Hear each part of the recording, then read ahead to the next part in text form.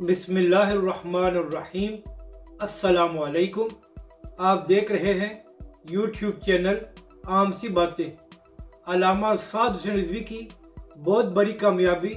शहबाज गिल साहब को मजबूरन अपना ट्वीट डिलीट करना पड़ा। इस वीडियो में हम इसी के मुतालिक बात करेंगे।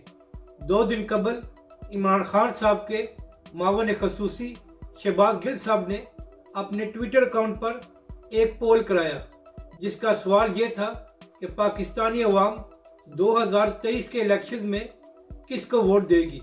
और इस पोल में इमरान खान साहब, अल्लामा साद हुसैन रिजवी साहब और नवाज शरीफ साहब का नाम शामिल था।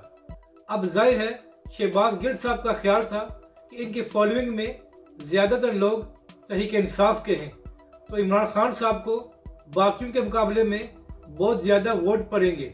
मगर ऐसा हरगिज़ नहीं हुआ और अल्लामा साद हुसैन रिजवी और इमरान खान साहब के वोट बहुत करीब करीब थे, जिसकी वजह से मजबूरन शहबाज गिल साहब को अपनी ट्वीट को डिलीट करना पड़ा। और ये अल्लामा साद हुसैन रिजवी की बहुत बड़ी कामयाबी थी कि इमरान खान साहब के मावन खसूसी के पोल पर इतने वोट लेना।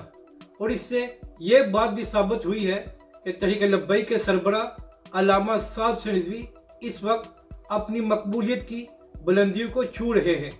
अपनी राय का ज़रूर इजहार करें कि आपको ये वीडियो कैसी लगी और हमारे इस चैनल को भी सब्सक्राइब करें।